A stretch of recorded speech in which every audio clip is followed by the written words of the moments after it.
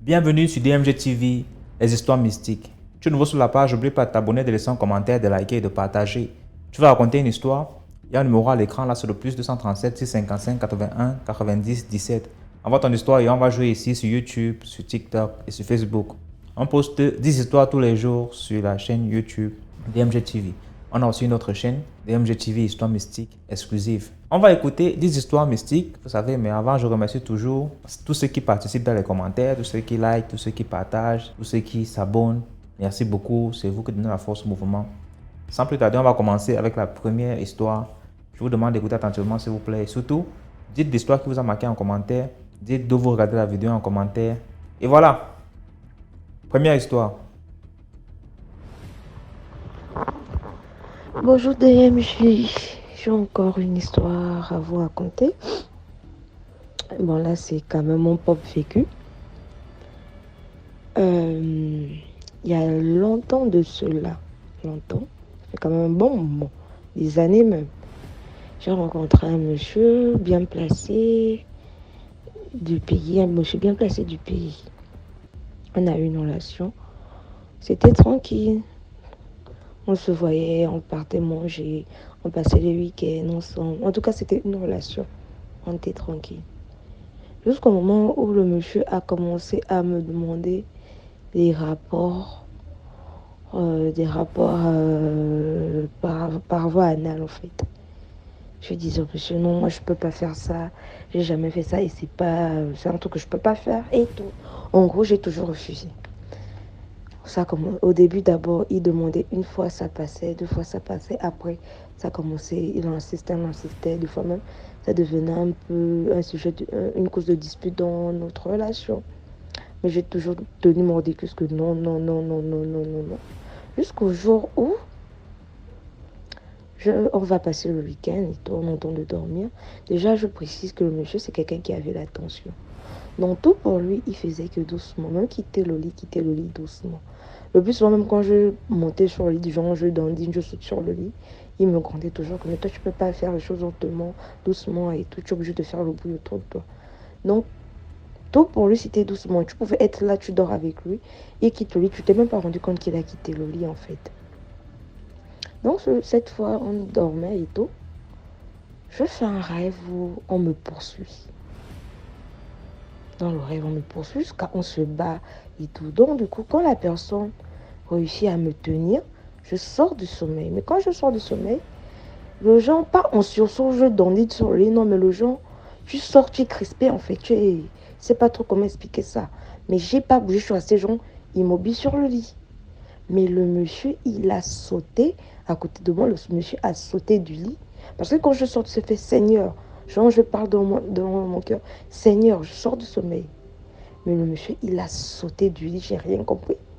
J'ai... Donc, sur le coup, je fais le lien entre mon songe et la réaction du monsieur. Qu'est-ce qui vient de se passer? J'ai dit, ok, c'est pas grave. J'ai fait ma prière. Je me suis endormie. Quand je suis sortie de chez lui le lendemain, jusqu'à aujourd'hui, notre relation n'a plus continué. Le monsieur, chaque fois que j'appelle, quand on se voit, il avait toujours quelque chose à faire. Il ne m'appelait plus, il ne m'écrivait plus. En plus, c'est lui qui me cherchait. Mais là, il ne m'appelait plus, il ne m'écrivait plus. Jusqu'à il avait complètement disparu comme ça, là. On a perdu le contact des autres, plus rien. Même quand une fois, j'essayais de reprendre contact avec lui, en fait, le monsieur s'était complètement éloigné. J'essaie d'en parler un peu avec mes amis. Et ma mère qui m'a fait... Bon, pas ma mère, ma tante, c'est déjà ma mère qui m'a fait comprendre que non.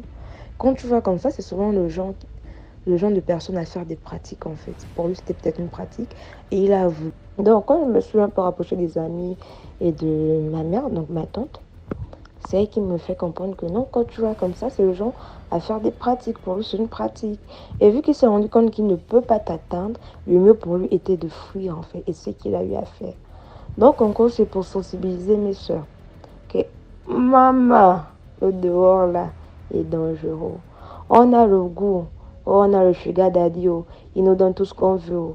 Mais ceux qui récupèrent sur nous, là, il faut vraiment faire attention.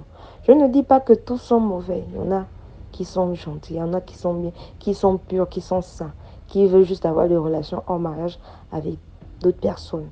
Mais il y en a qui sont très dangereux. Très dangereux. Donc même quand vous décidez de vous engager, parce qu'on ne peut pas vous dire ne faites pas, vous allez toujours faire. Mais quand vous décidez de vous engager dans vos relations-là, ayez le discernement, ayez l'œil ouvert. Quelque chose qui ne passe pas avec vos valeurs et vos principes, n'acceptez jamais. Même si la personne te donne 1 million par mois ou par jour, n'acceptez jamais. C'était tout pour aujourd'hui. Merci beaucoup pour l'histoire. Maintenant, on passe à la deuxième histoire. Bonsoir DMG. Moi c'est Eviane de la ville de Douala. Je vais d'abord commencer par te remercier pour avoir mis en place cette émission parce que vraiment moi je l'aime. Ça fait 1 mois que je te suis et vraiment je kiffe. J'écoute, je vois, ça m'instruit, merci beaucoup vraiment. La jeunesse a besoin de ça. Bon, je vais pas mettre long. Mon histoire c'est avec ma copine. Ça fait 3 ans que ça s'est passé. On était ensemble, on aimait bien sortir, aller dans les snacks, monter des centres, étant toute belle et tout. On avait fait un snack que je vais taire maintenant. Et étant là-bas, on dansait, on avait vu des grands messieurs. Bon, ça ne nous intéressait pas. Nous, ce qu'on voulait, c'était de boire, danser. On ne voulait pas connaître les gens, on avait déjà notre argent sur nous. On dansait, on dansait, on dansait. De loin, dans un coin, il y avait des messieurs. Il y avait en fait 2 messieurs bien sapés. Bien en veste là. Bien sapés. Ils étaient très beaux, mais bon, on ne dirait pas ça. Comme moi, je dansais, je me cassais et tout et tout. Ma copine, en fait, était là. Elle me regardait, riait et tout. Vraiment, ouais. Après, elle me dit, regarde.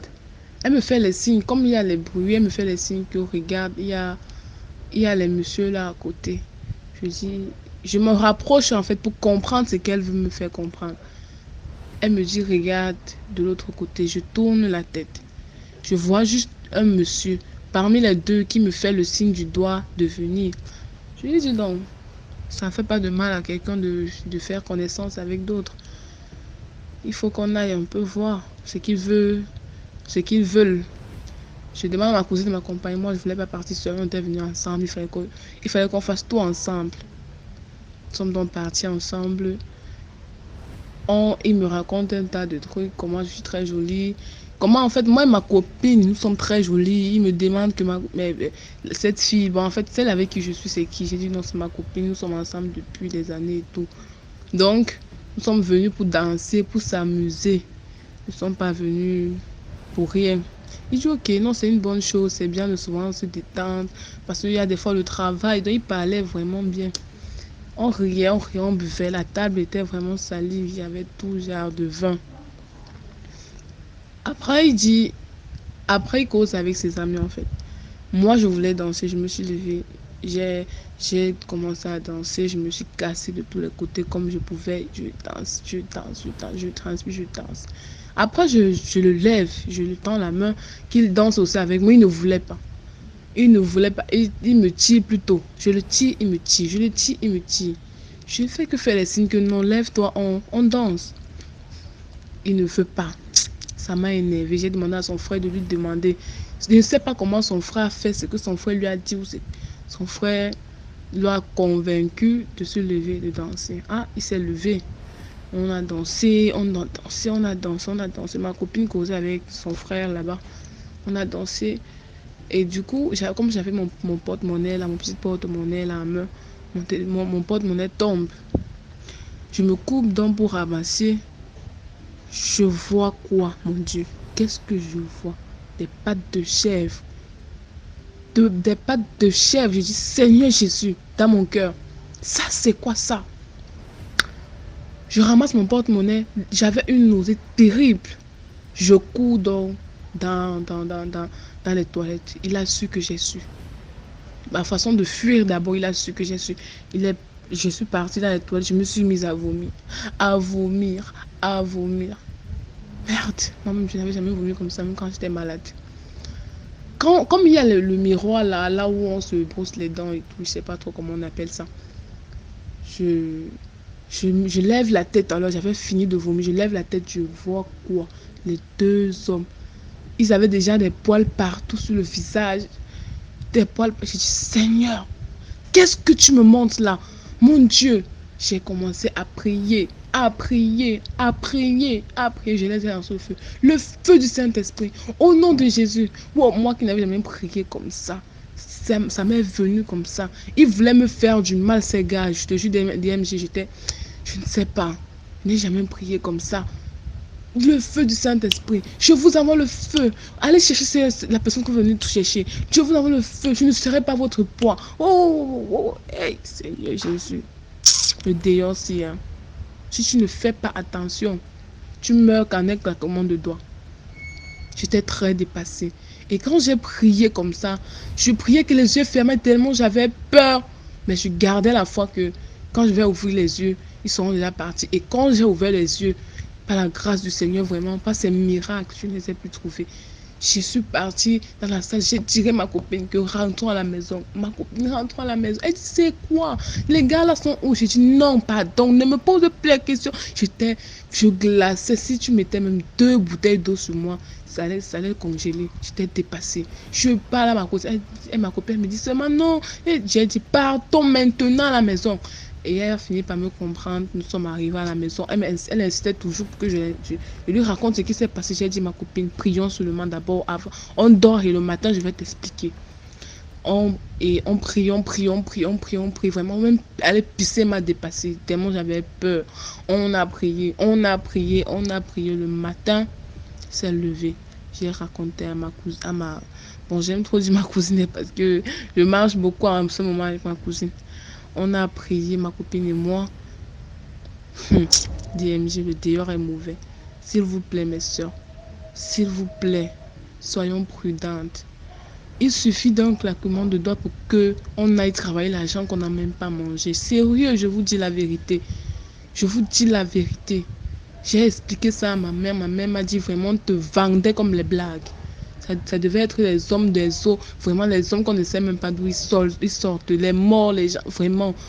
Faisons attention, s'il vous plaît, les filles. Quand les parents même se plaignent là, je suis qu'une petite fille de 19 ans, je n'ai pas assez. Vraiment, mes copines, mes soeurs, toutes celles qui ont mon âge ou qui n'ont même pas mon âge, qui vont écouter cette histoire ou des autres histoires, vraiment faisons attention. Le dehors aussi est mauvais, on ne fait jamais rien pour rien. Ce qui est sûr, s'ils vous donnent, ils vont récupérer ça quelque part. S'il vous plaît, votre étoile vaut mieux que les milliards qu'ils vont vous donner. C'est pas pour rien qu'ils veulent ça, parce que ça ne vaut même pas l'argent. Mes soeurs, s'il vous plaît, mettons-nous seulement en Christ. Malgré toutes les choses qu'on va faire, prions toujours. Mettons toujours Dieu devant, parce que lui n'abandonne jamais ses enfants. Je sais qu'il y a d'autres qui disent que Dieu n'existe pas et tout. Dieu existe. Parce que s'il n'était pas vraiment Dieu, c'est que je ne sais pas si je devais être encore en vie. Je suis sûre que je devais disparaître avec eux. Pour aller où je ne sais pas où je devais aller. On devait juste dire, ah, elle était là-bas, elle est partie comme ça. Portée disparue, fou, comme le vent. Donc, DMG, c'est tout ce que je voulais dire. Merci beaucoup. Merci beaucoup pour l'histoire. Maintenant, on passe à la 3e histoire. Bonjour DMJ. Je vais vous conter une histoire. En fait, c'est pour sensibiliser nos jeunes sœurs là, qui ont un peu les yeux ouverts et tout. J'ai une amie, c'est déjà comme une sœur, une voisine. On va la surnommer Alice. Elle fait un peu, elle mène ses bricoles par-ci par-là et tout. Elle gère sa petite vie tranquille. Elle est dans la trentaine, c'est vrai. Elle cherche à avoir une relation stable avec quelqu'un, mais pas de chance pour elle en fait. Quand l'homme vient, il couche, il part, il vient, il raconte sa vie, il part. En fait, elle n'a pas eu de chance. Elle n'a pas de chance avec les hommes. Un jour, il n'y a pas longtemps, ça fait peut-être 3 mois, je suis allée au marché avec ma petite soeur. Donc, derrière, il y a ma tante qui m'appelle, vous êtes où et tout. On dit, ah, nous sommes au marché, il y a quoi? Oh, il y a Alice ici qui est malade. Elle dit, elle a mal à la trompe. On fait comment? Et comme ma petite soeur fait santé, on demande conseil à ma petite soeur lui de répondre que, ah, Donnez-lui un antibiotique. Mais si ça persiste, emmenez-la à l'hôpital. Parce que ce sont des choses avec lesquelles on ne blague pas. Ok. Voilà, on termine de faire nos courses au marché. Moi, je rentre, ma petite soeur va dans ses occupations. Quand j'arrive à la maison, je m'arrête chez Alice en question, puisqu'elle n'était pas loin de la maison. Quand je m'arrête chez elle, je vois beaucoup de monde. Ah, c'est comment, moi en blaguant, c'est comment elle est morte, en rigolant. Je vois les gens ils me regardent et tout. Quand j'avance, elle allonge au sol.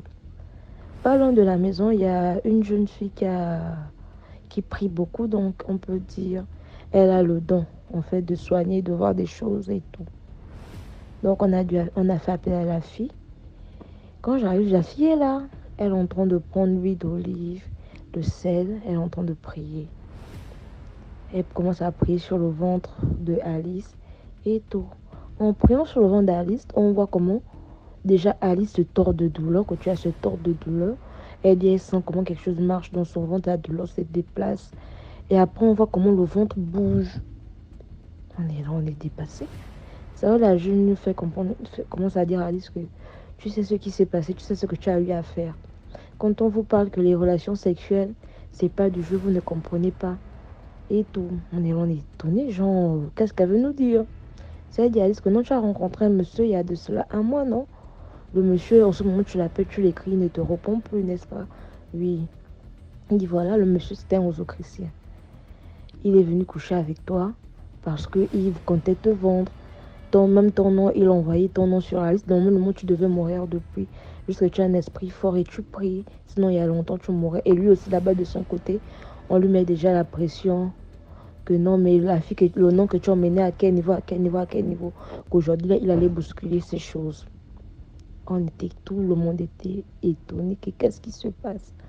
Donc, en gros, Alice a rencontré un monsieur avec qui ils ont eu des rapports non protégés et le monsieur a déversé tous ses serpents dans le ventre d'Alice et les serpents étaient censés la tuer en fait comme sacrifice. Mais vu qu'il n'arrivait pas, donc le jour où elle a commencé à se plaindre de la trompe, c'était le jour final pour elle en fait. Parce qu'à un moment même quand elle a commencé à aller mieux, elle nous disait qu'elle sentait même qu'elle ne respirait plus. La douleur est montée jusqu'à la gorge, sa respiration était bloquée et tout. Ça, la jeune a fait la prière et tout, ça s'est calmé. Elle lui a dit non, le soir je vais repasser, on va faire une prière. Parce que là, même il a vu mon visage et tout, il sait qu'on est en train de travailler, il va actionner de son côté aussi là-bas. Donc, ça sera comme un combat spirituel et tout. Ok. On est resté là, on demandait qu'est-ce qui s'est passé? Comment tu peux aller coucher avec quelqu'un que tu rencontres à peine sans te protéger et tout?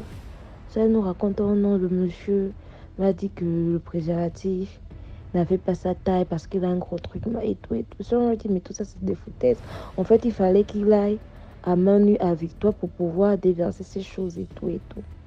Même la grande sœur d'Alice s'était énervée que non, tout ça, c'est parce que tu as les yeux ouverts et tout. Quelqu'un qui va venir te raconter quel préservatif n'a pas sa taille. Les préservatifs, il y a toutes les tailles, il y a toutes les formes. C'est quelle idée? C'est quelque chose de là, en fait. Sa grande sœur s'était énervée même contre elle et tout. Le soir, on s'est séparés, que bon, dors bien. La jeune fille est venue, elle a fait la prière à 21h. Quand elle parle, elle nous dit même, le monsieur est là devant la porte, je le vois. Il faut vraiment prier et tout. On s'est séparés chacun chez soi. Le matin, quand on vient prendre des nouvelles, la grande soeur, puisqu'elle avait dormi avec sa grande soeur, elle nous raconte que toute la nuit, c'était un long combat spirituel. Le monsieur sur la toiture, le bruit comme si on versait du sable, les pas sur la toiture faisait le bruit toute la nuit. La fille aussi là-bas, la jeune fille qui faisait aussi les prières, quand elle est revenue aussi, nous disait la même chose que de son côté aussi là-bas. Le gars s'est battu. En fait, c'était tout un combat spirituel. Que non, mais là, il faudrait vraiment qu'elle fasse un grand travail et tout, parce que le monsieur, il sait où, il connaît il connaît où la trouver et tout, donc ce sera compliqué. Elle a dû partir un moment chez sa mère en province pour se faire traiter et tout. Depuis qu'elle est revenue, ça va et tout. En fait, c'est juste pour vous conseiller, mes jeunes sœurs, que faut pas suivre. Ils sont là. Avant, on disait, ce sont juste les vieux qui font ce genre de pratique et tout. Mais de nos jours là, beaucoup de jeunes sont tellement ambitieux, ont tellement des gros yeux que beaucoup font des trucs En fait, beaucoup sont des loges, sont des pratiques. Donc, il faut vraiment faire attention aux personnes qu'on rencontre. Pourtant, le gars, quand il avait rencontré Alice, avait demandé à Alice d'aller faire un test de dépistage. Et tout, un test, en fait, il a des tests de dépistage et des examens parce qu'il voulait être sûr qu'elle n'avait aucune maladie. Il pouvait aller avec elle sans se protéger. Alors que monsieur avait demandé ça. Non, quand elle nous dit ça, on se dit que c'est un gars sérieux. Alors que le monsieur avait demandé ça parce qu'il voulait savoir si le corps d'Alice était sain pour recevoir ses bébés serpents et pour pouvoir la vendre en fait. Donc vous voyez que non, il y a des trucs, ils vont nous dire des trucs. Je dis nous parce que je m'inclus à l'intérieur, je suis une jeune fille et moi j'ai en tiré une leçon de ça. Ils vont nous dire des trucs que ouais, faites comme ci, faites comme ça. On va se dire qu'ils nous aiment, ils veulent nous protéger alors qu'au fond c'est pas ça. Ils ont d'autres projets pour nous, donc soyons vraiment vigilants.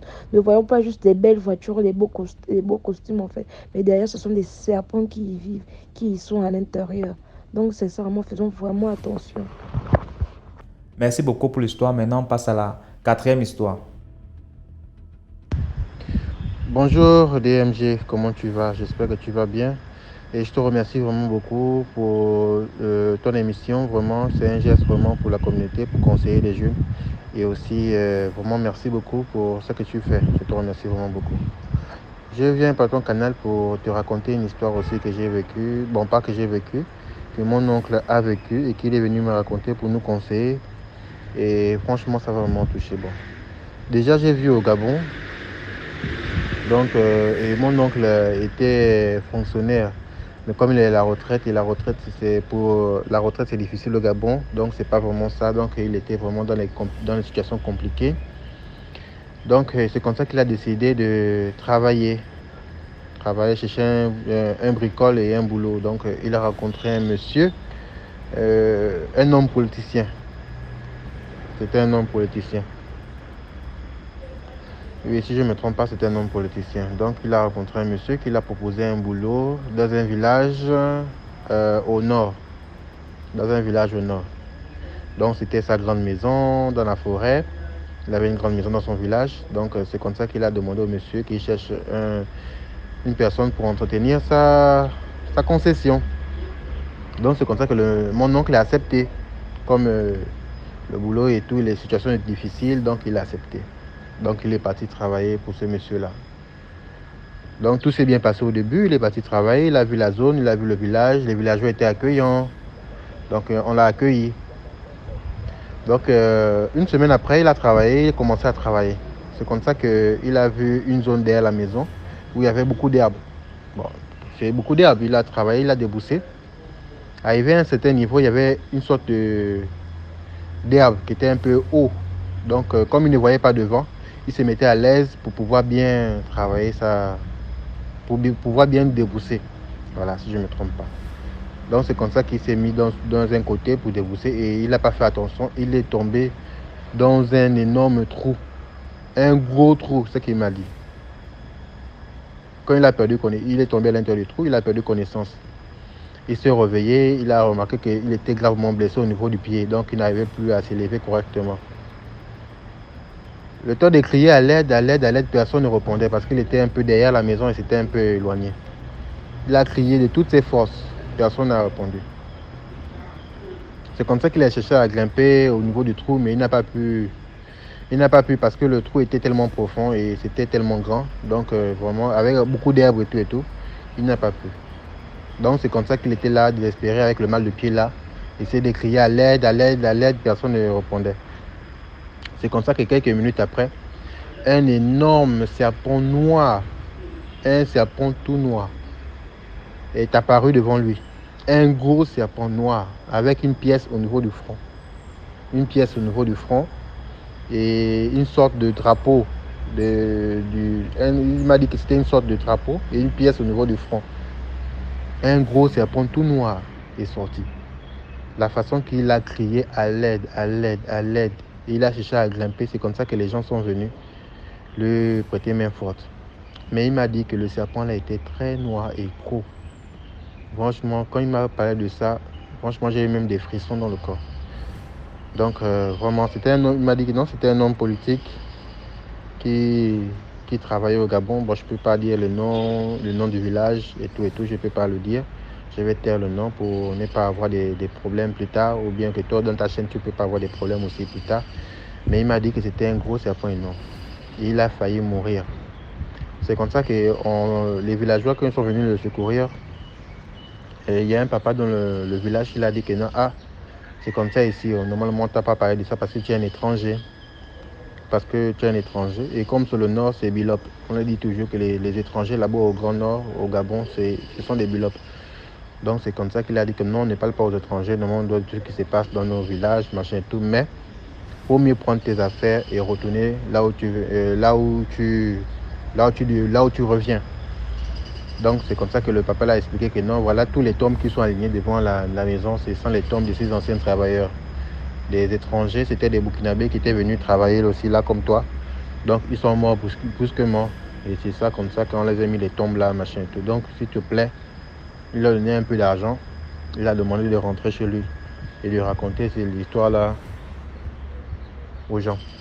Donc c'est comme ça. Bon, donc si je termine par là, par mon histoire, c'est de conseiller vraiment nos frères étrangers de faire extrêmement attention, surtout quand ils travaillent avec des hommes politiques. Franchement, faites extrêmement attention parce que de nos jours, franchement, il n'y a plus d'assurance et il n'y a plus de sécurité. Bon, merci et bonne journée à tous. Merci beaucoup pour l'histoire. Maintenant, on passe à la 5e histoire. DMJ, bonjour. Bonjour à vous, à vos abonnés et à toute votre équipe. Merci de liker, partager et de vous abonner massivement. Je tenais à partager avec vous une de mes aventures. En fait, il y a 4 ans de cela, j'étais dans une ville, capitale provinciale de mon pays. J'ai fait la rencontre d'une fille avec laquelle je me suis installé. On vivait en copinage. Donc, 1 an après, je suis venu en capitale pour intégrer un corps. Malheureusement, en arrivant, toute la promotion a été annulée. Toute la vague a été annulée. Donc, après cela, j'ai essayé de postuler par-ci, par-là. Malheureusement, c'est resté sans suite. Donc, j'ai fait 1 an en capitale. Après, je suis redescendu en province. Quand je suis redescendu, puisque je voulais pas repartir chez mes parents, j'ai préféré aller chez ma petite amie. Donc, en arrivant là-bas, je lui ai dit que non, je voulais pas repartir chez les parents, tout ça. Elle m'a dit, il n'y a pas de problème, tu peux venir d'abord rester à la maison, puisque les parents me connaissaient déjà, le temps que j'essaye de me remettre sur les rails, parce qu'en 1 an, plusieurs choses ont changé. Donc, lorsque j'arrive, elle et moi, on s'installe, on est là, tout ça, ça va. Après un temps, malheureusement, son papa décède et son papa, il était chef de quartier. Donc, quand il décède, on fait le malheur, tout ça, je l'assiste à la hauteur de mes moyens, je l'assiste jusqu'à ce qu'on a enterré. Après l'enterrement, les délégations sont reparties, chacun est reparti dans son chez lui. Après, un jour, elle m'appelle à 18h parce que j'avais une voiture. Durant le temps que j'étais reparti chez elle, j'ai réacheté une voiture que j'essaie de faire parfois taxi avec ça, en attendant qu'une meilleure porte s'ouvre. Donc un soir, elle m'appelle pour venir, puisqu'on n'avait plus de l'eau à la maison, elle m'appelle pour venir prendre les récipients afin d'aller remplir, puiser de l'eau. Donc quand je viens prendre les récipients, elle me dit, viens voir par la porte de la cuisine, il y a carrément la chauve-souris, une chauve-souris qui est accrochée à la poignée de la porte. Donc quand j'arrive, je lui dis non, tape. Elle a tapé et la chauve-souris est allée sous le seau. C'est quand je lui dis non, écrase. Elle me dit non, j'ai peur. Je suis venu, j'ai pris le seau, j'ai écrasé la chauve-souris. Après avoir écrasé, j'ai pris tous les récipients. Je suis allé à puiser. En allant puiser, j'ai fait le plein de tout et puis je suis revenu. Maintenant, quand je reviens, au moment où je fais descendre les récipients de la voiture, il y avait un palmier. Quand je regarde au sol comme ça, c'est un serpent qui se faufile entre mes pieds là, boum, il part rentrer dans le palmier, sous le palmier. Je sens que, oh, c'est quoi cette histoire que je vois deux animaux bizarres le soir là comme ça? Mais je n'ai pas paniqué. J'ai pris les récipients, j'ai fait rentrer dans la maison. Après, je suis allé au vestiaire, me soulager et au sortir du vestiaire, je suis allé directement à la douche me laver. Donc pendant que je me lave, j'ai eu l'impression en me courbant comme si on m'a damé un chevron, disons quelque chose de lourd, de contondant au niveau de la colonne vertébrale, au dos. Bon, donc j'ai respiré. J'ai étouffé sur place. C'est comme ça que ma petite amie me demande que c'est comment, il y a quoi? J'ai dit non, j'ai l'impression qu'on m'a tapé quelque chose de vraiment lourd au dos. Elle me dit, oh non, c'est tes imaginations, il n'y a rien. J'ai dit que c'est moi qui connais mon corps, je sais ce que je ressens actuellement. Oh non, bon, bref. J'avais du mal à me lever. Donc j'ai quand même fait les efforts où je suis allé à la chambre. Quand j'arrive à la chambre là, même pour me lever, pour aller uriner, je n'avais du mal. Il fallait que je me lève à quatre pattes. La douleur était vraiment atroce. Vraiment, vraiment atroce, je vous dis. Donc c'est comme ça que pendant le temps où j'ai reçu le choc là, à l'église où je priais, mon pasteur m'avait mis sur un jeûne de 2 semaines. Donc pendant que j'étais dans le jeûne là, le choc m'est arrivé pendant que j'étais dans le jeûne. Donc je me suis mis à prier de 22h jusqu'à 5h, 6h. J'étais comme en train de prier. C'est comme ça que à 7h, une de mes sœurs en Christ m'appelle. Oh, comment tu vas? J'ai dit non, là, je me sens pas bien. J'ai l'impression qu'on m'a tapé quelque chose au dos. Et j'ai du mal à me lever. Je ne peux même pas me lever. Je n'arrivais carrément pas à me lever. C'est comme ça qu'elle me dit non, mais est-ce que tu appelles le pasteur? J'ai dit non, j'ai pas son numéro. Elle m'a envoyé son numéro. Quand elle m'envoie son numéro, moi-même, pendant que j'étais dans mon jeûne, j'ai parlé à Dieu. J'ai rappelé à Dieu que par ces meurtrissures, j'ai été guéri. Je lui ai rappelé, je lui ai parlé tout ce qu'il nous demande de lui rappeler quand ça ne va pas. Parce qu'il nous demande de réveiller sa mémoire, de lui rappeler les promesses qu'il nous a faites. Je lui ai rappelé ça. C'est comme ça que j'ai continué à prier. Après, vers 9h, il y a un autre pasteur qui m'a appelé. Je devais venir l'aider à transporter les chaises avec ma voiture pour emmener à son lieu de séminaire. Donc, en finissant de prier moi-même, j'ai eu l'impression que la douleur que j'avais quittée de 10, elle est descendue au moins à 4. Donc, j'ai eu l'impression que le grand travail par ma foi avait déjà été fait. Après, je suis parti chez le pasteur là, j'ai aidé à soulever les chaises, je lui ai expliqué, il a prié, il m'a mis l'huile d'onction, je suis parti chez mon pasteur titulaire, il a prié aussi, je lui ai expliqué, il a prié. Après, je suis venu à la maison, mais la douleur était là, mais elle était déjà diminuée depuis ma propre prière. Après ça, je suis resté avec ma copine, j'ai continué à l'expliquer. On est resté là, on est resté. Un jour, je suis dans la chambre comme ça, elle arrive en robe. Ah, je sens que c'est comment? Elle me dit non, la même douleur que tu avais ressentie dans la douche, c'est comme si on m'a tapé le même bois là. J'ai dit, ah, je t'avais parlé, non? Elle n'arrivait pas à se lever pareil comme pour moi. Et elle travaillait. Elle devait aller au travail demain à 6h. J'ai dit, ah, quand j'avais fait cette chose-là, quand j'avais reçu ce coup-là, j'ai prié toute la nuit, j'ai agi comme ça là. Je me suis dit que non. Pour ta solution pour moi, je dois faire la même chose que j'avais faite pour moi. C'est comme ça que j'ai fait le même processus de prière de toute la nuit. 22h, 24h, 2h. Donc, le matin, comme par magie, je la vois, elle se lève et me dit non, là ça va déjà. Elle part au travail. J'ai dit, oh Dieu merci. J'ai vraiment béni Dieu pour ça. Et après, bon, là, la relation s'est un peu chamaillée. J'ai voyagé, elle est toujours là-bas, mais on est en contact. En fait, mon message était pour dire que peu importe les situations que l'on traverse, peu importe ce que l'on peut vivre, n'oublions pas que Dieu nous a créés à son image. Nous sommes des demi-dieux. Nous avons cette puissance et capacité-là de déclarer et Dieu agit. Dieu nous demande de réveiller sa mémoire, de lui rappeler ce qu'il nous est promis afin qu'il agisse. Parce que la Bible dit qu'il veille sur sa parole pour l'accomplir. Donc peu importe la situation que l'on peut traverser, peu importe le problème, aussi grave soit-il, la prière est l'âme d'un enfant de Christ. Ça, c'est son secret, quoi. Donc, c'était un peu ça. Merci pour l'écoute. Et comme d'accoutumé, abonnez-vous, likez, partagez pour agrandir la communauté. Merci. Merci beaucoup pour l'histoire. Maintenant, on passe à la 6e histoire. Commentez, likez, partagez. Donc, écoutez la 6e histoire.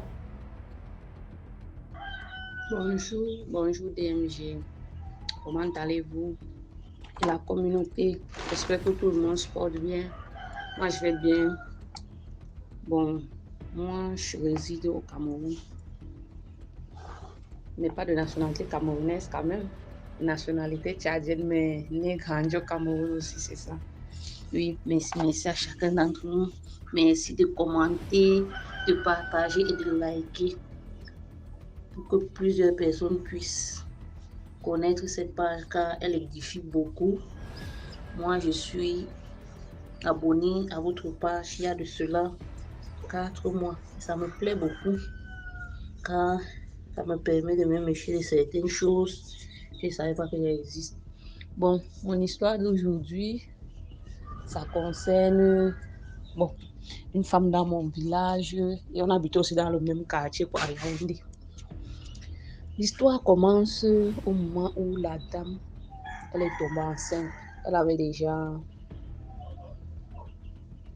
déjà 5 enfants. Elle est tombée enceinte.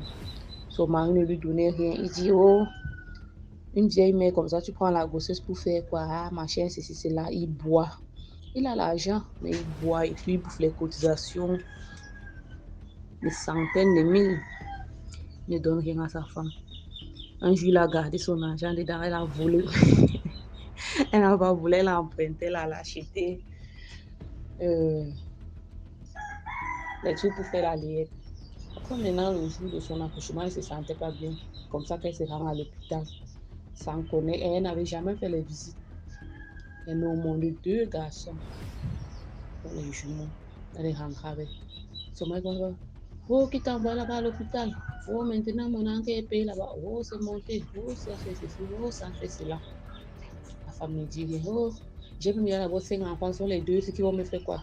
Il te demandait les enfants, il te demandait les jumeaux. C'était comme ça. Il bavarde. Maintenant, après quelques temps, a peut-être fait 1 semaine, un bébé est mort parmi les 2. On a enterré, on a fait le deuil, l'autre est resté. Au bout de 2 semaines, on constate que la tête de l'enfant commence à briller au niveau de la fontanelle. Là, ça brille comme si ça augmente. Ça brille. Après, vraiment, l'enfant a déjà une grosse tête, donc un bébé, la tête était peut-être comme une petite bassine même de... Il ne sait même pas. Quand une petite bassine de 5 litres, là, la tête est comme ça. C'est comme ça que la femme va faire les remèdes traditionnels. On dit, oh, c'est la fontanelle, oh, c'est ceci. On met les remèdes, rien. Elle part à l'hôpital central. Il dit qu'il faut mettre les tuyaux pour enlever l'eau. Quand il rentre déjà son mari, dit, oh, mon âne ne peut pas sortir. S'il veut partir, il part. Il y a les enfants, il fait quoi avec lui?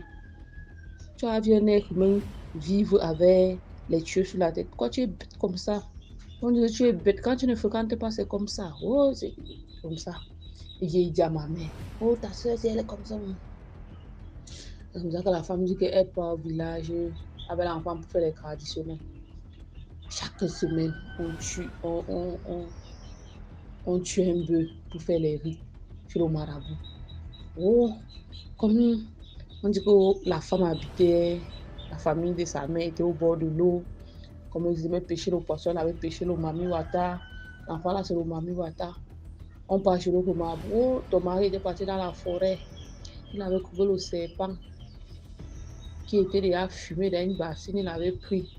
C'est ça là-bas. Oh, ton mari avait vu un gros serpent vivant. Oh, c'était comme ça tout le temps. Elle est restée au village 3 ans. Elle dit que si elle vient à Yaoundé avec l'enfant, là, elle va faire l'accident en route. Son mari ne lui donnait plus rien. Mais la tête était déjà comme une bassine de 20 litres. On ne voyait même plus trop les pieds de l'enfant, même les mains, rien, DMG, je te dis. C'était petit, quand tu partais voir l'enfant là. Il prenait seulement le doigt, il mettait à l'œil comme ça. Donc, du genre, quand on fait souvent les problèmes entre les enfants, que tu vas voir. Comme ça que l'enfant là venait. Quand tu venais là, il te montre seulement le doigt à l'œil, comme ça que tu vas voir. Il appelait tout le monde avec le nom, il connaissait le nom de tout le monde. Son travail était seulement là, coucher, manger, dormir, chier sur lui. Il demande que tu vas voir. Parce qu'il ne pouvait pas rester debout, la tête était énorme. C'est comme ça que la femme voyage, elle arrive ici à Yaoundé. Le gars, c'est mal là-dedans. Il chie, il fait tout sur lui. Tout. La femme supporte, elle supporte. Oh, il faut aller chez tel marabout. Oh, ceci, cela. Oh, ceci, cela. La femme était là comme ça. Il faisait peur aux gens. À cause que tu parles même là-bas, tu as peur. Il dépassait même là-bas. La tête était énorme. Je n'avais jamais vu ce phénomène-là. J'étais dépassée. On partait toujours au hôpital. Oh, ceci. À un moment, la femme aussi s'est découragée. Elle a s'est abandonnée dedans. Après, elle est tombée enceinte. Elle a accouché une petite fille.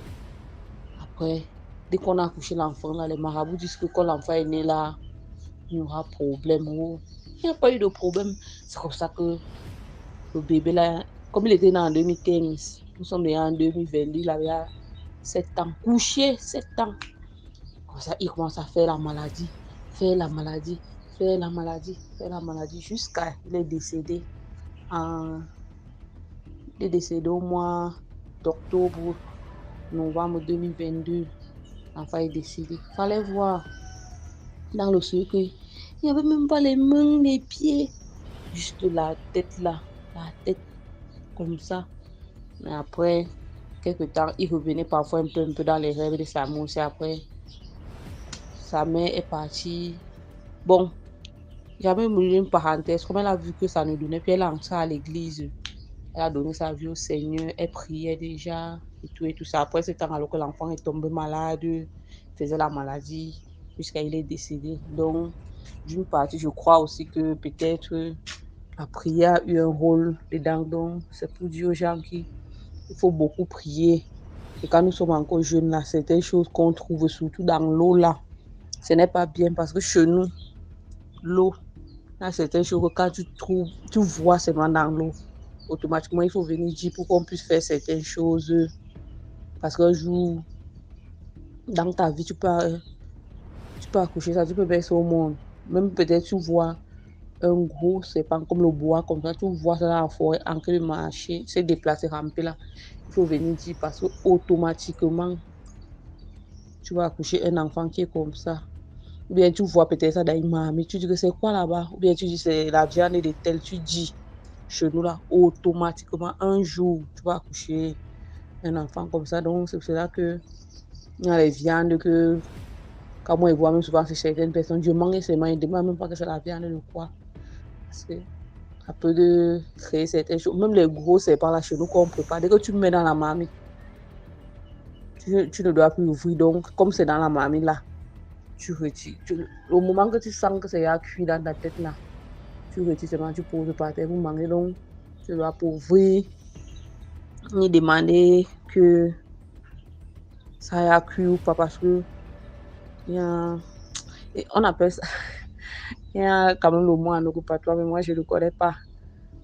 Ça va te suivre dans ta vie. Parfois, ce sont tes enfants qui meurent et tout. Tu accouches même l'enfant a une petite tête comme ça, on dit que oui, c'est le serpent là que tu as accouché. Ou parfois, c'est la grosse tête. Donc, chez nous, c'est comme ça. Il y a beaucoup de ces histoires-là chez nous, les histoires des enfants comme ça. Oui. Parce qu'il n'est pas le seul dans sa famille à avoir accouché un enfant comme ça. Même son frère a accouché un même enfant comme ça. Mais celui-là, à l'âge de 2 ans, il était décédé. Ses yeux étaient nets comme le serpent. Même comme le dessin de l'enfant là. Je le laisse aider pas m'asseoir devant la porte que s'il devient peut-être le serpent, je fuis aussi seulement. Donc, c'était un peu ma petite contribution. Merci de commenter, de partager, de liker. Merci DMG. Bonne journée à tous. Que le Seigneur continue de nous protéger. Merci beaucoup pour l'histoire. Maintenant, on passe à la 7e histoire. Bonsoir DMG, bonsoir à toute la communauté. Ça fait plusieurs mois déjà que je suis toujours sur la chaîne, je suis les vidéos, mais aujourd'hui j'ai voulu raconter une des histoires qui est déjà arrivée à ma mère. Donc ça s'est déroulé dans un pays de la sous-région là. C'était, en fait, elle vivait dans une ville où souvent il y a un petit marché là, elle va là-bas faire ses provisions et tout. Et souvent quand elle va au marché, il y a toujours une femme là qui vendait du riz. Mais il y avait tellement de monde, les gens qui se bousculaient se disaient, mais quel genre de... Et puis ma mère a pour habitude, là où les gens sont toujours en train de dire, vends-moi, vends-moi, vends-moi, ils sont en train de crier, elle n'achète jamais là-bas, elle dit que ça là c'est pas normal. Mais elle n'achetait jamais chez la dame, là, elle n'achetait jamais rien chez la dame. Mais quand elle est tombée enceinte, on dit souvent que femme enceinte, là, elle mange ceci, elle mange cela. Donc la grossesse l'a poussée à aller acheter la nourriture chez cette dame-là. Mais une fois arrivée à la maison, elle n'arrive pas à manger. Elle puce, mais elle n'arrive pas à mettre ça dans la bouche. À chaque fois qu'elle amène ça vers la bouche, son cœur bat très fort. Yeah! À chaque fois qu'elle amène ça vers la bouche, son corps bat. Yeah! Elle dit non, ça c'est pas. Elle a essayé 3 fois, elle n'a pas pu mettre dans la bouche. Elle a pris la viande aussi, elle a essayé de manger, ça encore fait son cœur encore sonné. Yeah! Elle a dit non, ça là je laisse. Elle a laissé la nourriture. Pendant 3 jours comme ça sur la table, elle passait devant la nourriture, elle disait quel genre de nourriture comme ça là. Hein? Et puis la nourriture s'est décomposée. Au bout de ces 3 jours, elle a jeté. Quelques temps plus tard, toujours dans le marché, elle est partie encore faire ses provisions. Et puis, elle voit la dame qu'on a attachée les bras. Elle ne portait rien. On l'a trimballée dans tout le marché. Et on lui criait dessus. Bon, comme elle ne comprenait pas ce qui se passait, elle a demandé et on lui a expliqué que la dame là, souvent, la nourriture qu'elle vend, la viande en question qu'elle vend là, c'est de la viande humaine. C'est-à-dire que elle prend les gens pour transformer en chèvre et elle tue. Donc quand elle tue, la viande là dans la casserole là, elle ne change pas ça pendant 1 an. Elle prépare les sauces et puis met sur ça. Elle prépare les sauces et puis met sur ça. Mais cette fois, elle a commis l'erreur de tuer un jeune homme. Mais pour le tuer, elle a fait appel encore au jeune homme pour tuer la chèvre. C'est-à-dire que mystiquement, elle a pris l'âme du jeune homme, elle a mis ça dans une chèvre. Maintenant, à 5 heures du matin, elle part toquer à la porte du jeune homme. Comme il vivait dans la même concession, elle est partie toquer là-bas. Mon fils, viens tuer ma chèvre pour moi. Le gars part, il tue la chèvre. Et après, il est reparti dormir. Comme c'est encore à l'aube là, il est reparti dormir. Mais dans son sommeil là, il ne s'est plus réveillé. Donc les parents du jeune homme se sont dit, mais comment notre fils peut mourir comme ça? Comment? Il n'était pas malade, il n'avait rien. Et il s'est endormi hier bien. Et ce matin, on me dit qu'il est mort. Les parents se disent comme ça. C'est pas normal. Et surtout que c'est après avoir tué la chèvre de la dame là. Donc ils ont cherché et ils ont enfin trouvé que en fait c'est la dame qui a tué le gars. Que la chèvre que le jeune homme était parti tuer, c'est lui-même il est parti tuer. Donc quand ils ont su ça, ils sont venus attraper la dame dans le marché comme ça. Et elle aussi, elle a avoué que c'est comme ça, elle fonctionnait. Et que c'est elle qui a fait. Puisqu'on est venu la menacer avec la personne qui a déclaré, c'est-à-dire que le marabout, bien bon, le féticheur comme on dit. Donc, elle a confessé que oui, qu'elle transforme les gens en chèvres, qu'elle les tue, voilà. Et voilà, on l'a mis avec les cordes, on l'a dans tout le marché, juste dans le village, un peu dans le village aussi. Donc c'est un peu ça l'histoire. Et depuis là, moi-même, quand je vois quelque bang, bang, les gens crient, crient, crient. Oh, oui, pour madame. Et puis, et là, moi, je ne vais jamais là-bas. Hein. Merci, merci. Là, on passe à la 8e histoire.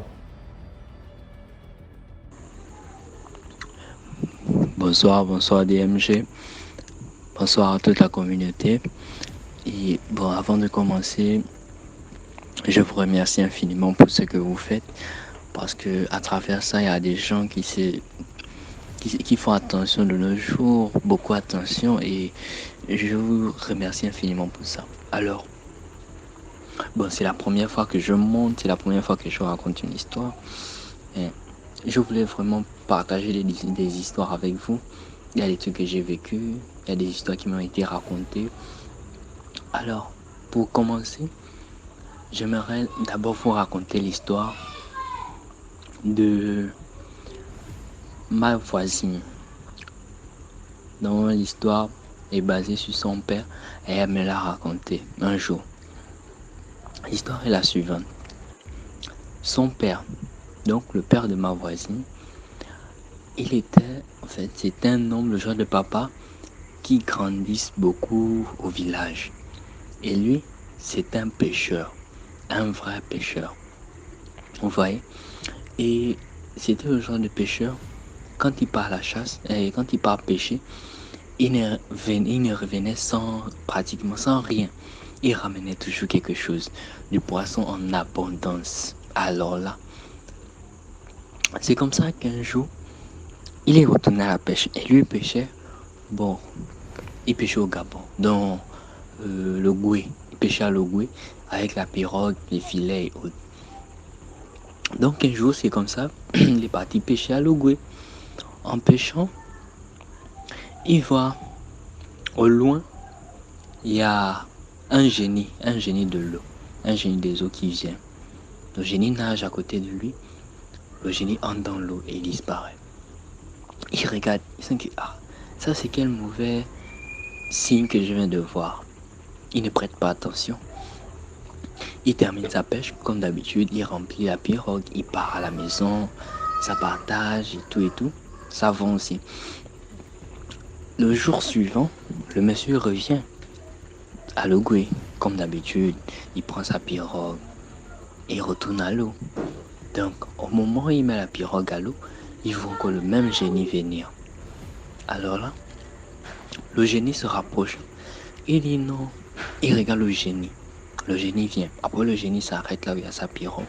Le génie lui dit clairement que toi, je n'ai plus envie de te voir venir pêcher ici. Parce que tu n'as pas le droit. Cela ne peut pas se faire que quand tu viens pêcher, tu raves tout ce qu'il y a comme poisson et autres et tu pars comme si de rien n'était. C'est la dernière fois que je te trouve en train de pêcher ici. Le monsieur a hoché la tête. Tranquillement, le génie est parti, le génie a complètement disparu. Il a continué la pêche. Il est rentré à la maison. Rentré à la maison, une semaine plus tard, il part maintenant pêcher et il emmène sa femme. Quand il part avec sa femme, ça prend, il remonte dans sa pirogue, la routine, il retourne au milieu de l'Ogoué. Quand il retourne, il n'était pas encore vraiment au milieu, il était encore au bord. Oui, il n'avait pas encore embarqué. Donc, pendant qu'ils sont en train de s'apprêter avec sa femme, il voit deux génies venir. Un génie mâle, un génie femelle. Après, les deux viennent comme ça. Donc, le monsieur, il dit à sa femme, non, cours, viens vite, on va d'abord se cacher en brousse, le temps que cela passe. Les génies étaient en train de nager à la surface de l'eau. Il dit non, viens, on va se cacher à la surface. Viens d'abord, on va se cacher en brousse, le temps qu'il passe. La dame dit, on va se cacher et tout. Tu es sûr qu'ils ne nous voient pas? Il dit, non, ils sont encore loin. Viens, on va se cacher. Le monsieur se cache. Derrière, il entre un peu en brousse avec sa femme. Tranquillement, il se courbe. Quand les génies viennent, après le mâle crie, je t'avais prévenu. Tu penses que je ne te vois pas? Tu es en train de te cacher, tu penses que c'est quoi? Pourtant, je suis en train de te voir et tu te dis que tu t'es caché. Je t'aurais prévenu. Le génie est parti. Les génies sont partis. Malgré ça, comme le monsieur était têtu, il prend encore sa femme pour pêcher. Il retourne à l'eau, pêcher avec sa femme. Il pêche tranquillement. Il s'est dit, ah, mais tous les jours je viens, je pêche. Le génie là, il vient me mettre en garde, mais il ne me fait jamais quelque chose. Et tout et tout. Le monsieur termine de remplir sa pirogue et tout. Il entre à la maison. Ils refont les mêmes choses. Ça vend le poisson, ils vendent le poisson, une partie, et tout. C'est comme ça que 2 semaines plus tard, il décide, que c'est vrai. Quand il regarde, il avait regardé dans la maison, il a senti qu'il y avait des choses qui manquaient, des trucs comme ça, quoi. Et il manquait de sous, en fait. Il dit, aujourd'hui, comme je n'ai rien à faire, je vais encore aller pêcher. Il retourne à Logoué. Il arrive à Logoué, il reprend sa pirogue, ses filets, et il se jette à l'eau. Sauf que là, il est parti au milieu. En étant au milieu, donc, le monsieur est parti avec sa pirogue, il s'est placé au milieu de l'eau. Donc, au milieu de Logoué. Il fait sortir son filet pour l'étendre et tout. C'est comme ça qu'il aperçoit que le génie venir. Alors là, le génie venait à vive allure et tout. Alors, il voit le génie venir à vive allure vers lui. Mais sauf qu'il regarde. Il voit Jean-Loup qui bouge beaucoup. Il regarde. Il se dit, mais oh. Ça, c'est quoi qui bouge l'eau comme ça? Donc, en regardant autour de lui, il se retourne tout à coup.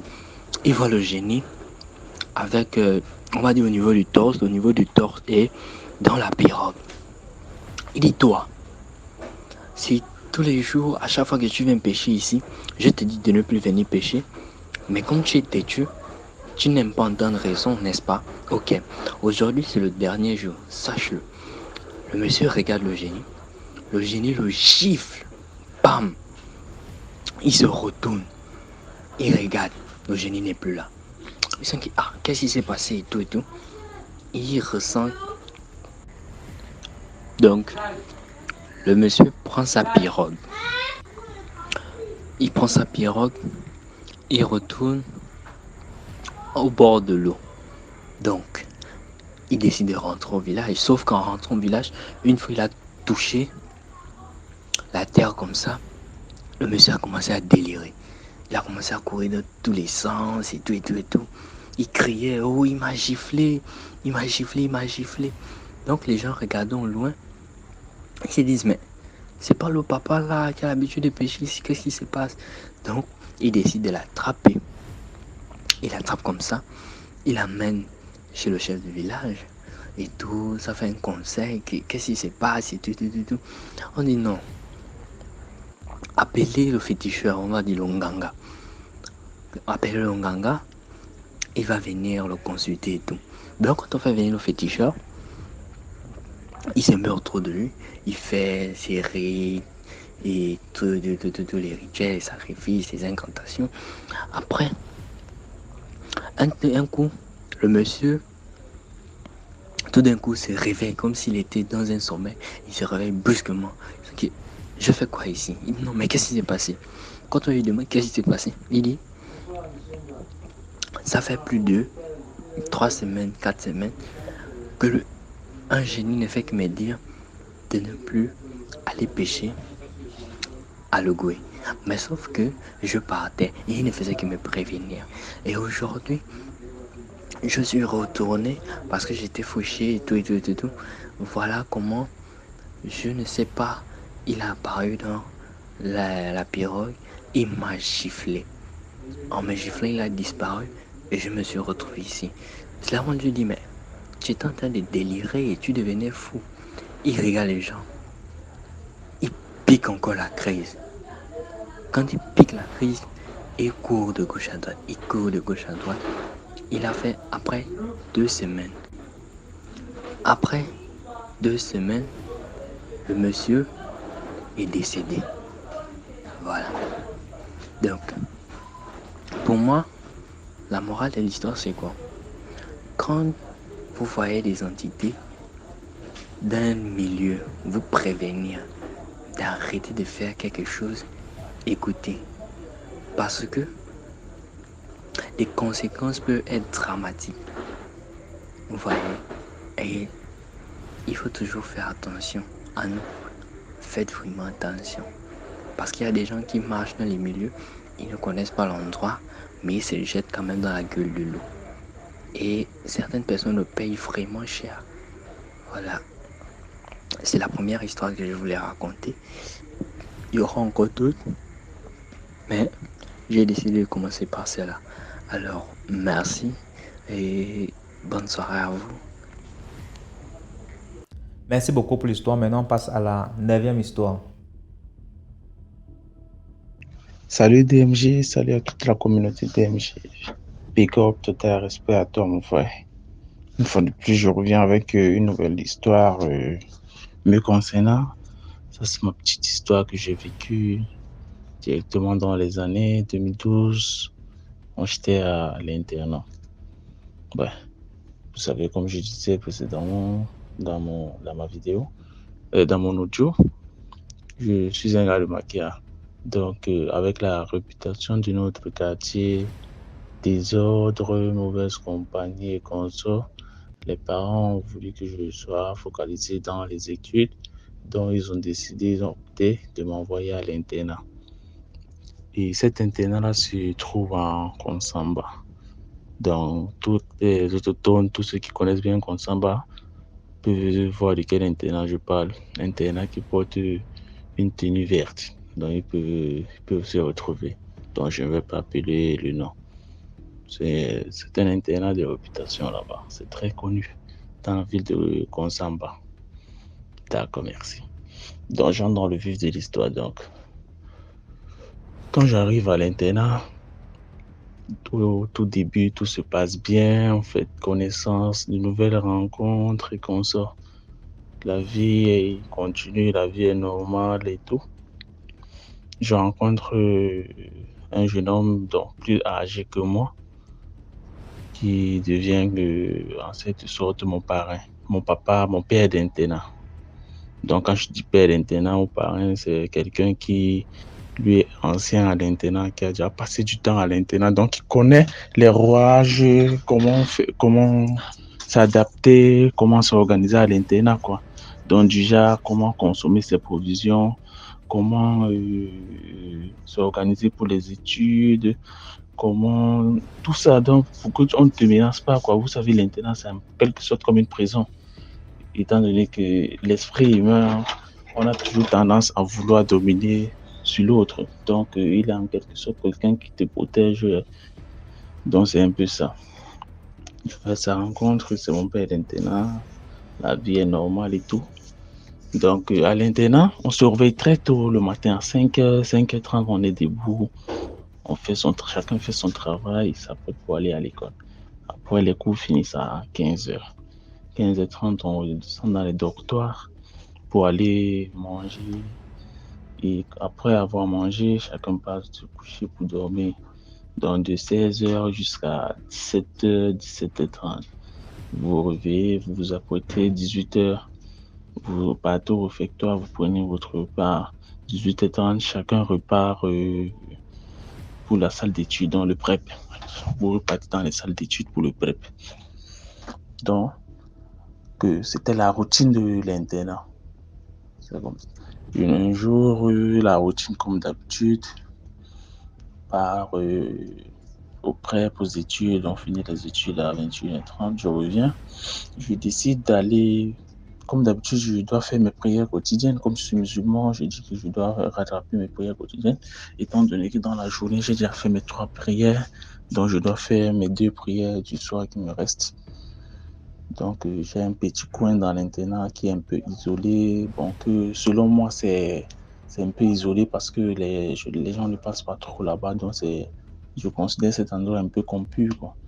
Donc, je prends mon tapis de prière, je récupère ma bouilloire, je fais mes ablutions et je dois rattraper mes 2 prières du soir. Donc, je fais mes ablutions, je commence à faire ma prière. Je lance première prière de 18h. Je la fais. Ça, c'est après les études à 21h, un soir. Je fais ma prière de 18h. Je finis et j'engage la deuxième prière de 18h, de 19h. Vous savez, quand vous êtes debout, quand vous êtes, peu importe là où vous êtes, quand il y a quelqu'un qui vient derrière vous, il y a une sensation de ressentir la présence de quelqu'un. Vous n'avez pas besoin que la personne vous touche bien qu'il vous parle. Vous êtes là, assis là, actuellement, quand vous êtes assis là, s'il y a quelqu'un qui vient derrière vous, vous allez ressentir sa présence. Donc, quand je faisais ma prière, j'ai ressenti une forte présence de quelqu'un derrière moi qui m'observait. Ça me foutait la boule. J'avais tellement une sensation de frisson et tout. Je me disais, mais qu'est-ce qui se passe? Qui vient se placer derrière moi? Et ainsi, étant donné que tout le monde savait que quand je fais ma prière, je n'aime pas les blagues, je n'aime pas les jeux. Je préfère qu'ils attendent quand je finisse. Et tout le monde le savait déjà. Mais je me disais, mais qui a le courage de venir pour me perturber dans ma prière? Tellement que je ressentais cette présence-là, c'était tellement intense. Du coup, je me suis retourné. En pleine prière, quoi. Je me suis retourné pour voir qui est derrière moi. Bien que ce n'est pas autorisé en islam que quand tu fais ta prière, tu gesticules, tu bouges de gauche à droite, ce n'est pas autorisé. Tu dois rester concentré et focalisé dans ta prière. Mais tellement que je ressentais cette présence-là, c'était tellement intense, je me suis retourné pour regarder qui est derrière moi. Je ne vois personne. J'ai dit merde, qu'est-ce qui se passe là? Je laisse couler et je recommence la prière à zéro. Quand je recommence la prière, pendant la prière encore, je ressens cette même sensation, carrément.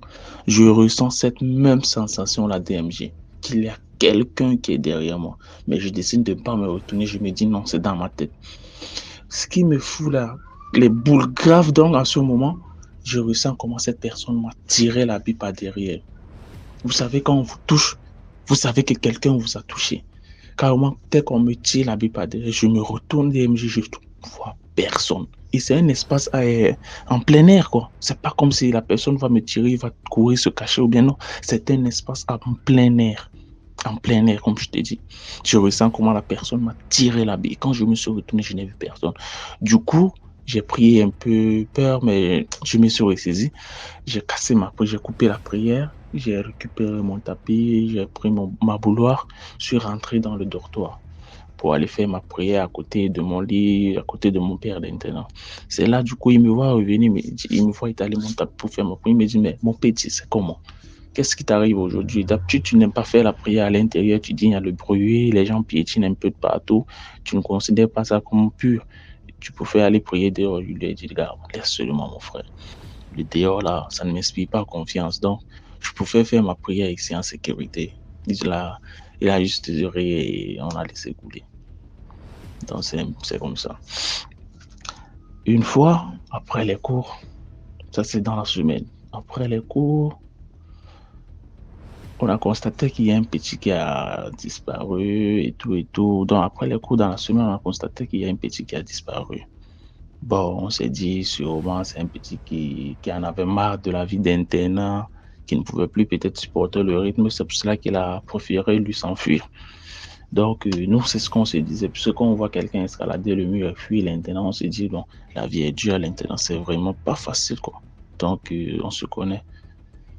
Donc, on s'est dit, sûrement, le petit en avait marre de la souffrance de l'internat et tout, un rythme acharné, tout ça. Donc, il n'a pas pu peut-être supporter et il a escaladé le mur pour se barrer. La semaine qui a suivi, pendant qu'on revenait des cours aux environs de 15 heures après l'école, on revenait dans nos dortoirs. Il y a une vieille maman qui est arrivée à l'internat. Puisque la guérite, la porte d'entrée principale de l'internat, c'est pas très loin de l'entrée de l'établissement même. Donc la maman est arrivée, elle s'est dirigée vers la direction, les bureaux de direction et tout. Elle a commencé à faire un vacan pas possible, un boucan de ouf.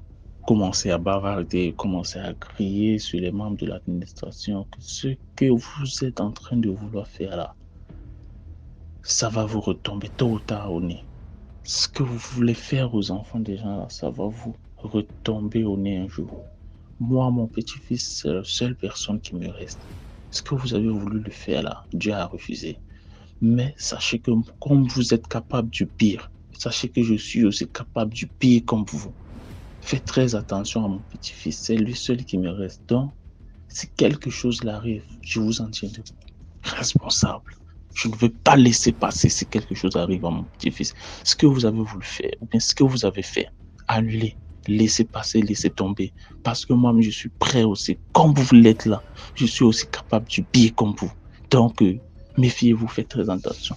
Elle a fait un vacances de pas possible. Bon, nous, on n'a pas. Du coup, on entendait juste comment elle faisait elle parlait ainsi et tout, mais on n'a pas trop prêté attention, on n'a pas trop mis la tête dans ça et tout. Nous, on se disait, sûrement, c'est le problème entre eux et qu'on sort. Donc, on ne savait même pas que c'était la maman de ce petit-là. C'est après, maintenant, après notre retour docteur, ça chuchotait, vous savez, ça va toujours chuchoter.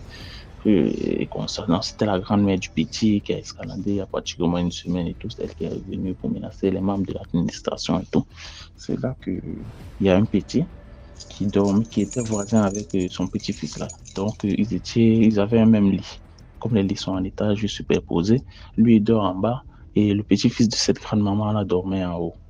Donc, c'est un peu comme ça. Donc, que le petit, chaque fois, il racontait à son ami que, comme leur lit n'est pas très loin de la porte du dortoir, que dans la nuit, quand il dort, quand le vent souffle souvent, ça ouvre la porte, puisque les portes ne sont pas bâclées, ça ouvre la porte et la fraîcheur, quoi. Comme nous sommes dans une zone un peu, il fait vraiment froid dans la nuit, dans la zone de Consamba, et nous sommes sur une montagne.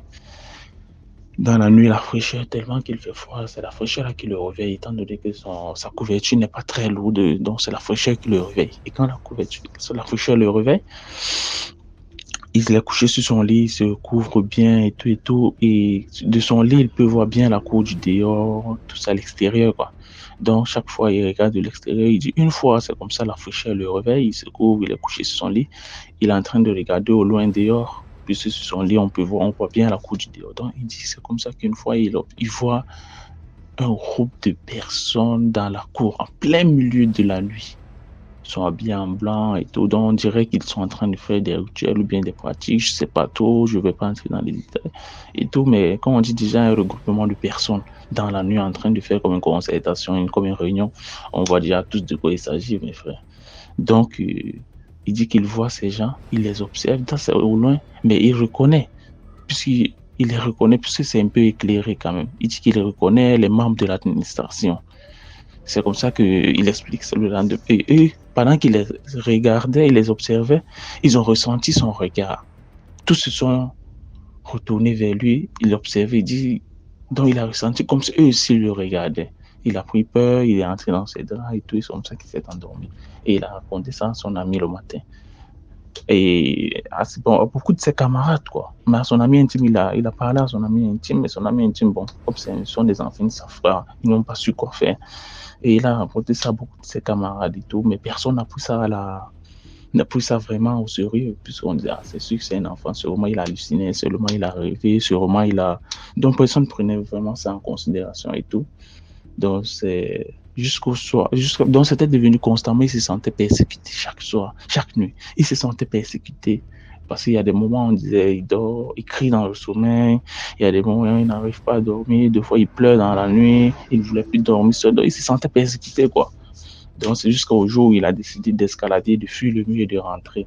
Donc, d'où pourquoi maintenant, sûrement, la famille, ils ont fait leurs petites investigations, ils ont fait leurs petites recherches et ils ont su que le petit a été victime de tentatives mystiques. Donc, peut-être donc c'est d'où la grand-maman est venue menacer les membres de l'administration. Donc c'est un peu ça. On a remarqué comme cela. Chacun on a dit ok. Donc c'est un peu ça. Du coup, on a continué la vie à l'internat paisiblement, normalement. Moi-même, après avoir été tenté là, et puis ce temps-là, je n'ai plus de problème jusqu'à l'avènement de ce petit. Et tout, jusqu'aux événements qui sont arrivés à ce petit et tout, on n'a plus de problème. Un bon jour après cela, quelques temps sont passés, un bon jour. Dans la nuit, on a fini la journée d'études et tout, l'école d'études et tout. On rentre se coucher. suis en train de dormir durant la nuit, aux environs de... Bon, je sais pas exactement l'heure, puisqu'on n'a pas d'heure, je n'avais pas de montre, j'ai pas pris l'attention de regarder l'heure, mais en plein milieu de la nuit, j'ai eu une envie de pisser, puisque je dormais, je me réveille, j'ai eu une envie de pisser. Je prends ma bouilloire, je me lève, je pars aux toilettes, je me mets à l'aise, je reviens, j'entre dans le dortoir, je me recouche sur mon lit. Quand je me couche sur mon lit, je tire mon drap sur moi. Vous savez, quand vous finissez peut-être dans la nuit, vous allez faire vos petits besoins, vous revenez. Quand vous vous couchez, il y a une attente là, quelques secondes, bien quelques minutes que le sommeil revienne, quoi.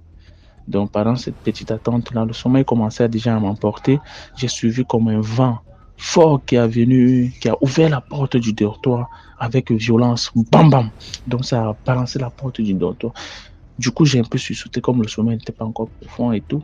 J'ouvre les yeux, je vois la porte qui balance et c'est le vent qui est en train de venir. Je dis, ah, ça c'est le vent et tout. Pendant que je suis en train de regarder comme ça, je vois il y a un petit de l'internat toujours qu'on parle qu'il est compliqué. Vous savez, dans les internats, comme on se connaît tous et tout, donc il y a des petits qui font des trucs bizarres et tout, donc on va toujours... Donc ça ne pourra pas manquer. Il y a des gens qui font des trucs bizarres, comme c'est quelque part, on dit celui-là, il est ceci, il est celui-là et tout et tout. Donc lui, le petit, lui, faisait partie d'un groupe de gens qui sont tellement bizarres. Quand on les voit, ils ne sont pas clairs. Quand tu restes même avec lui, carrément, tu auras de la chair de poule et tout. Donc, ce sont des petits signes comme ça.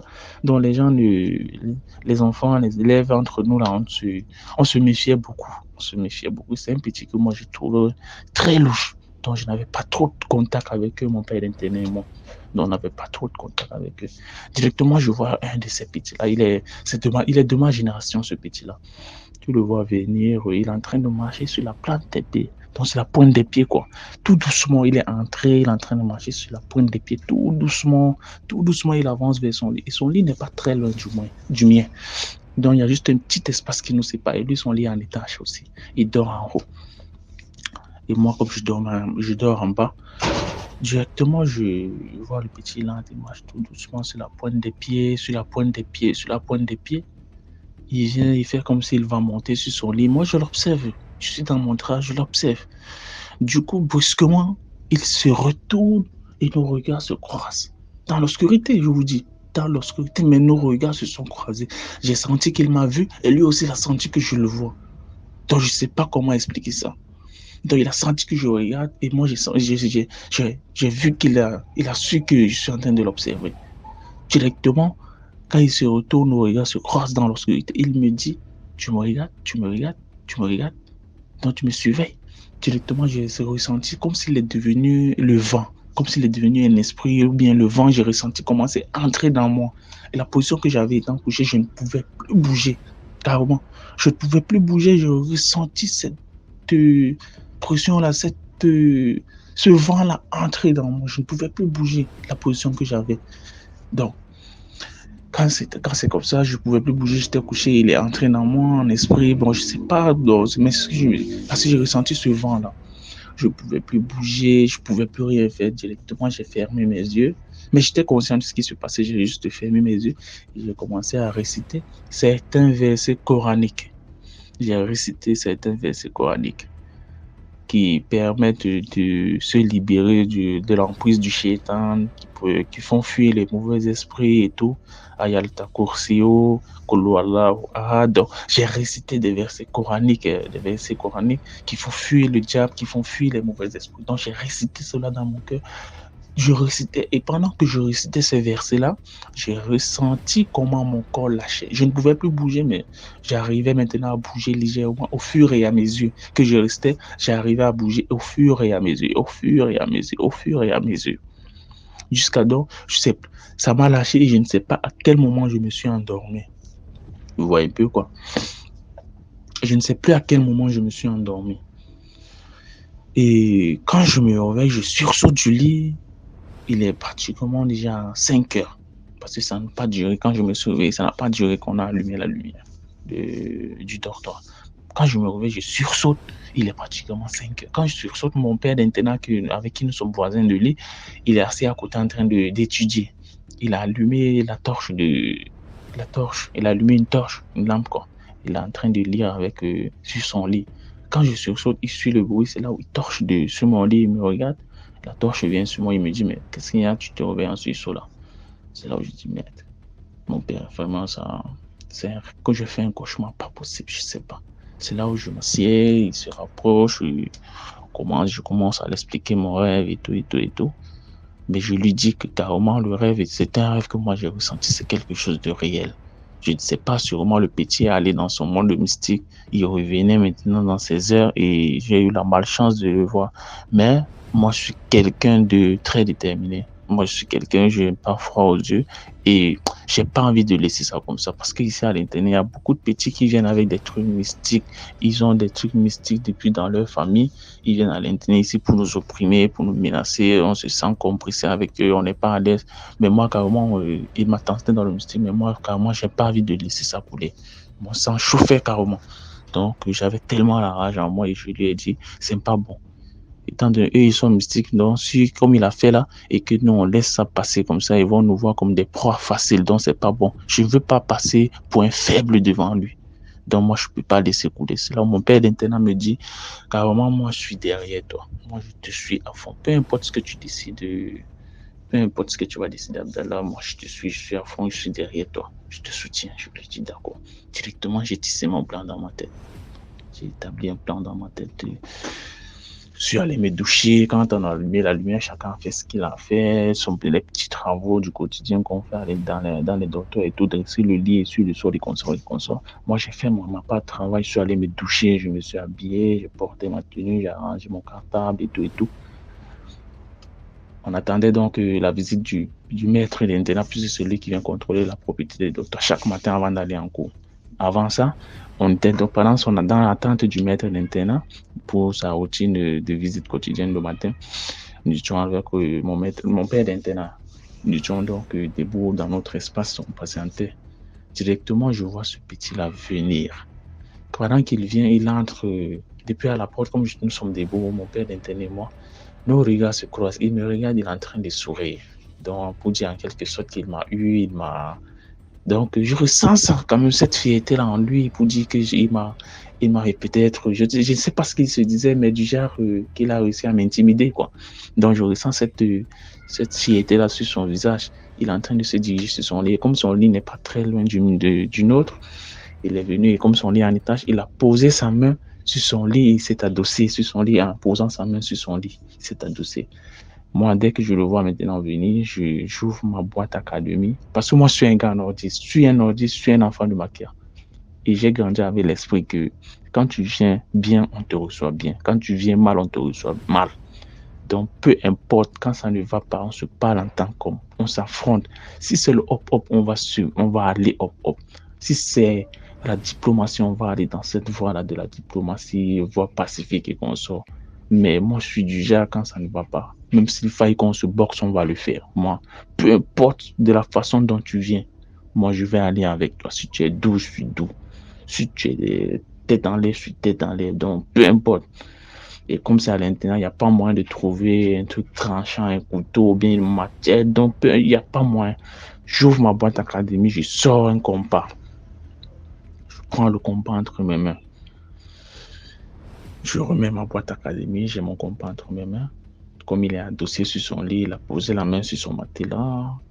Je me rapproche de lui, c'est là où je lui dis, mais mon petit, que ce soit la toute dernière fois que toi, je te croise dans mes rêves. Fais très attention, tu me vois, regarde-moi bien. Toi et moi, on ne se connaît pas, on n'a aucune affinité, on n'a aucun lien d'affinité. Je suis capable de te pointer en pleine nuit dans ton sommeil. Je te ôte la vie là dans ton sommeil, c'est à l'intérieur. En pleine nuit, je te poignarde dans la gorge, je ôte ta vie dans le sommeil et personne ne saura jamais ce qui s'est passé. Le petit me réplique directement que mes grands, toi tu m'observes dans la nuit, pourquoi? Est-ce que toi et moi on traite ensemble? Tu m'observes? Je dis non, mon petit, moi je t'observe pas, je ne veux pas savoir ce que tu faisais, je ne veux pas savoir d'où tu revenais, ça ne me concerne pas. Mais tout ce que moi j'ai à te dire, c'est que la prochaine fois que je te croise dans mon rêve, sache que ce jour-là on va trouver ton cadavre au petit matin. Moi c'est une promesse que je te fais. Le petit a voulu regimber, comme sa main était posée sur son matelas. J'ai pris mon compas qui était entre mes mains. J'ai poignardé sur son matelas à côté de sa main 2 fois. Pam, pam, le petit a sursauté directement, il a eu peur. Quand il a eu peur, il a sursauté. Mon père d'internat directement a suivi de derrière moi, venir le maintenir, l'arrêter au niveau du cou, le bloquer sur les barres de fer pour le menacer. Comme il te dit là, fais très attention. Plus jamais on te verra encore dans nos rêves.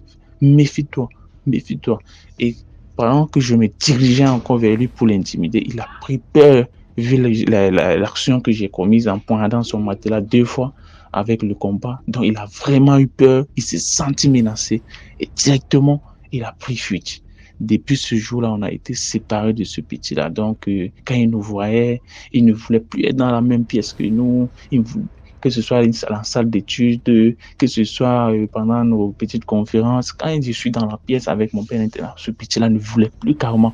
Il a même déménagé de notre dortoir. Il n'était même plus dans notre dortoir, il a cherché un autre dortoir. Donc, il s'est senti menacé carrément. Vous savez, le sorcier n'aime pas quand vous l'affrontez face à face et que vous le montrez de quel bois vous-même vous chauffez. Quand vous le montrez que oui, il peut vous atteindre dans la vie mystique, mais que vous, dans la vie réelle, directement, vous êtes prêt à lui ôter même la vie. Vous lui faites comprendre que vous êtes prêt même à lui ôter la vie. Le sorcier n'aime pas ça, il a peur. Il a peur. Étant donné moi, je suis vraiment aussi, comment on dit, je suis vraiment axé dans la prière. Donc, je ne joue pas aussi avec mes prières. Donc, même s'il va m'attaquer mystiquement, je vais pouvoir quand même me défendre si Dieu le veut bien. Inch'Allah, si Dieu le veut bien, je vais pouvoir me défendre. Mais dans la vie physique, là, dans la vraie vie, là, je ne vais pas le laisser le rebond. Là, c'est une certitude. Depuis ce jour-là, j'ai été débarrassé de ce petit-là comme ça. Et la vie a repris son cours à l'internat. Donc, la morale à tirer dans mon histoire, pour moi, la première des choses, c'est les parents qui envoient leurs enfants dans les internats. Oui, c'est bien beau. C'est bien beau d'envoyer l'enfant à l'internat parce que ça lui permet vraiment d'être concentré dans ses études avec le rythme qu'il y a là-bas, études, l'école, tout ça et tout. Ça lui permet vraiment d'être concentré dans son école. Vous voyez un peu, grâce à Dieu, j'ai réussi dans mes études avec aussi ça. Donc, ça m'a permis aussi d'évoluer dans mes études avec. Donc, les parents qui envoient leurs enfants à l'internat, il faut beaucoup prier pour eux, beaucoup de prières pour vos enfants qui sont dans les internats, dans les camps et consorts, là. Beaucoup de prières, parce que la vie à l'internat, c'est un peu en quelque sorte comme une petite prison. Donc, il y a certains élèves qui, dans leur famille, héritent des trucs mystiques de la sorcellerie, héritent des trucs mystiques, des rituels qu'ils font et tout, dont les parents ne veulent pas les laisser en famille parce qu'ils ont peur que comme ils sont encore enfants et qu'ils ne maîtrisent pas bien cela, ils peuvent se fâcher avec leurs frères et les tuer par accident sans vouloir même, ils peuvent tuer leurs frères par accident, quoi, à la maison. Donc, les parents les prennent et les envoient à l'internat pour venir nous torturer, nous les enfants qui sortent de nulle part, parce que peut-être la réputation démocratique n'était pas bonne et tout. Les parents m'ont envoyé là-bas pour que je me concentre dans les études. Ils viennent nous persécuter, nous, comme ça. Donc, c'est un peu ça, pour moi, la morale de l'histoire, tirer les parents qui envoient les enfants dans les internats. Vraiment beaucoup de prières. Assurez-vous de la bonne moralité des dirigeants de ces établissements-là sur le plan spirituel et consorts. Donc, il faut vous assurer de cela. Est-ce que les dirigeants-là ne sont pas compliqués? Est-ce qu'ils sont déjà religieux? S'ils ne font pas des choses pas tellement catholiques, quoi. Donc, pour moi, la première moralité à tirer dans cette histoire-là, c'est ça. Et la deuxième, c'est la prière. Peu importe où tu es, peu importe ta confession de foi et consort, peu importe, musulman, chrétien, animiste, peu importe ta confession de foi, faut être à fond dans ta prière. Dieu est unique, quoi. Dieu est unique.